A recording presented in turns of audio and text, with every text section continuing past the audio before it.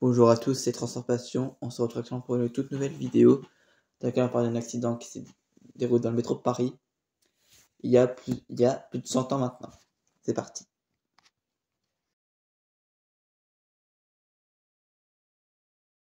Avant que la vidéo commence, je t'invite, si ce n'est pas déjà fait, à t'abonner à la chaîne YouTube Transformation en activant la petite cloche pour ne rien rater nos prochaines vidéos. La prochaine vidéo va être tout simplement incroyable. Je t'invite aussi à liker la vidéo si tu l'as aimé et aussi à commenter. Dans cette vidéo, on va parler d'un accident, l'accident même le plus meurtrier du métro de Paris, qui est l'incendie de Couronne. Je vais vous expliquer ce qui s'est passé, comment ça s'est passé, et pourquoi ça n'aurait plus jamais arrivé. Et quelles mesures aussi qui ont été prises pour que ça n'arrive plus jamais. C'est parti. Avant de commencer, je pense qu'il est nécessaire de situer le lieu de ce tragique événement. Cet événement se situe sur la ligne 2 du métro de Paris, et plus précisément sur la nouvelle section ouverte de cette ligne. Parce qu'il faut savoir qu'avant 1903, la ligne n'allait pas jusqu'à Nation comme aujourd'hui, mais jusqu'à Alexandre Dumas, qui s'appelait avant Bagnolet. D'ailleurs, des gens ont changé de nom d'ailleurs sur cette ligne. Et dès 1903, cette ligne a été prolongée jusqu'à Nation, d'où elle ne bougera pas d'ailleurs. 10 août 1903, à 19h. Un peu plus de 4 mois de préparation complète de la ligne 2, la rame numéro 43, qui est composée de 8 voitures, dont 2 de tête et 2 autres pour les autres qui sont encadrés, et arrive à Barbès. Et ce conducteur remarque qu'il y a de la fumée qui émerge du plancher. Il ouvre donc la trappe d'accès et remarque un début de fumée, un départ de feu, au niveau de l'électryseur, donc le système qui va prendre le courant, et au niveau du rail de traction, qui était toujours aujourd'hui, sur les rames nouvelles, même sur la MP14. Ils sont là sur la partie aérienne du réseau. Les employés du train vont alors descendre les voyageurs de la rame. Le train repart à vide. Et le train repart à vide à Nation pour garer le train. Il faut savoir que ce train avait subi des révisions car il y avait quelques petits problèmes sur cette trame.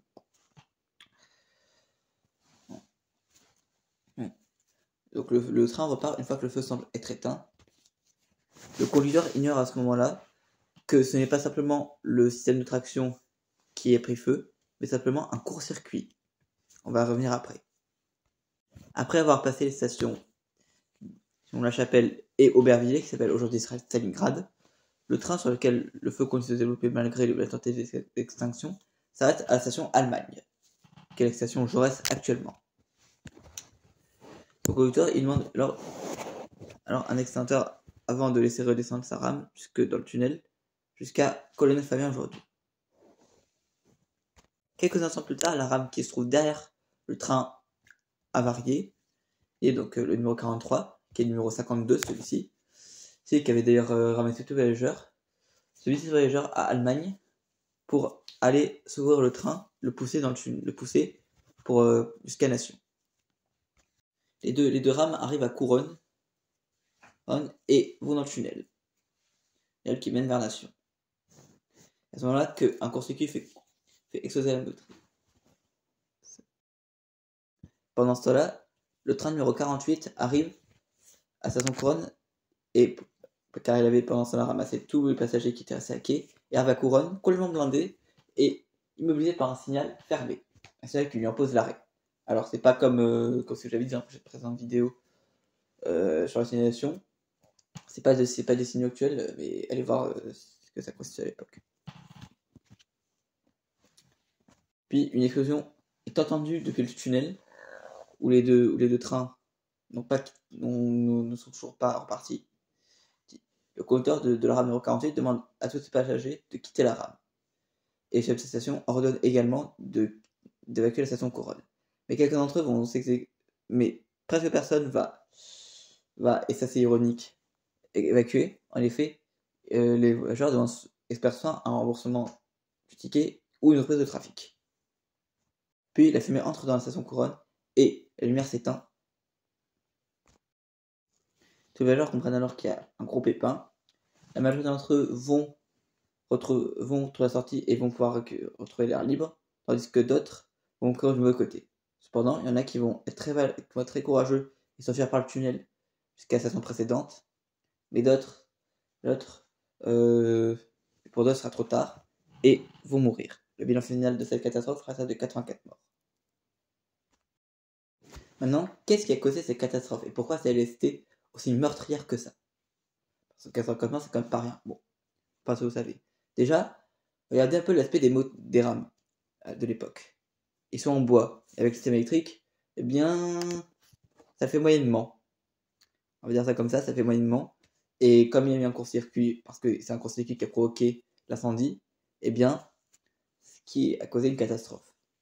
Ensuite, il faut savoir que les stations de métro à l'époque n'avaient qu'un seul accès, ce qui évidemment n'est pas très adapté non plus.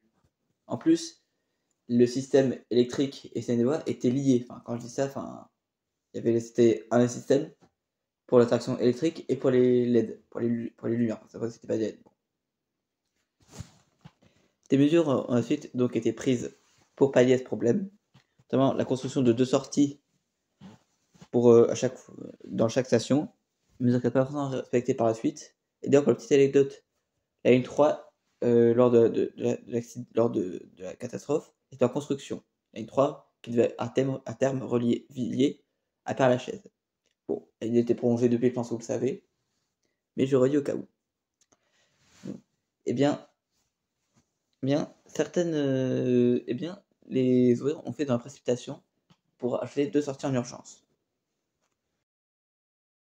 Ensuite, il y a la séparation du circuit électrique du circuit des voies, donc des circuits de traction, qui dit électricité aujourd'hui, je ne sais pas si c'était pareil à l'époque, sous 750 volts continu.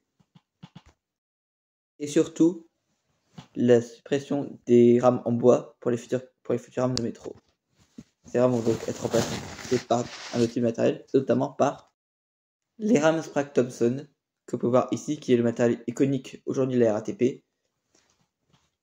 Alors, j'ai pris une image, petite anecdote, j'ai pris une image de cette rame-ci, pas trop où elle est garée, mais malheureusement, certaines rames qui sont conservées ont été taguées pour la petite anecdote.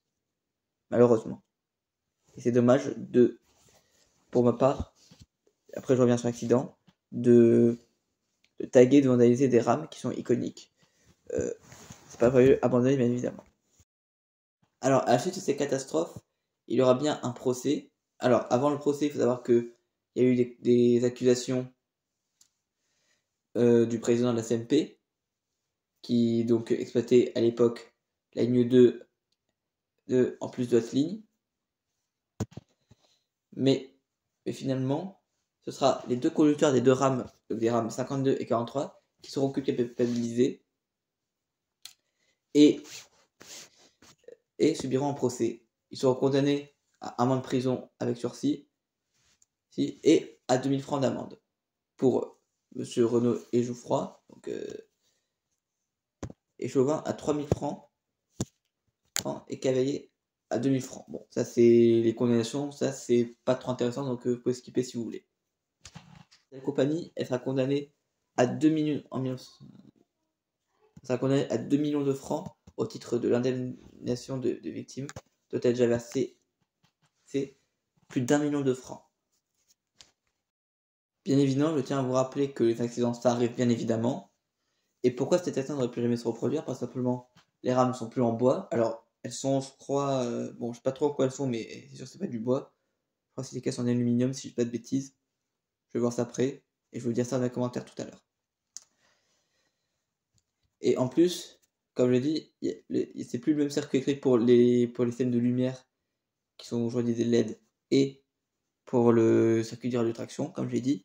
Et en plus, toutes les sorties, ou presque, sont équipées de 2 sorties. Et maintenant, à chaque fois qu'il y a un problème comme une avarie par exemple, quoi qu'il en soit, on interrompt le trafic. On applique ce qu'on appelle les fameux services provisoires, les fameux FP, dont j'ai déjà parlé dans la vidéo sur la signalisation du métro Paris. Donc je vous invite à aller voir. Voilà, cette vidéo touche à sa fin. Cette vidéo ne sert pas du tout à faire du sensationnalisme. Elle vous explique de façon claire ce qui se passe exactement comme les deux autres vidéos qui traitent des accidents, l'accident Brétigny-sur-Orge et l'accident de car de Mias. J'espère que malgré le contexte et malgré le fait que ça peut paraître loin pour vous, 1903, moi aussi ça me paraît loin parce que je suis pas du tout en 1903, évidemment, vous aura quand même plu, vous aura quand même intéressé. J'espère que si c'est le cas, que vous allez liker, que vous allez vous abonner. Je vous invite d'ailleurs à vous abonner à la chaîne, comme je l'ai dit en début de vidéo, et activer la petite cloche. Et surtout à commenter. C'était en ayant le plus grand respect dans les commentaires. C'est ça, prenez soin de vous. Ciao.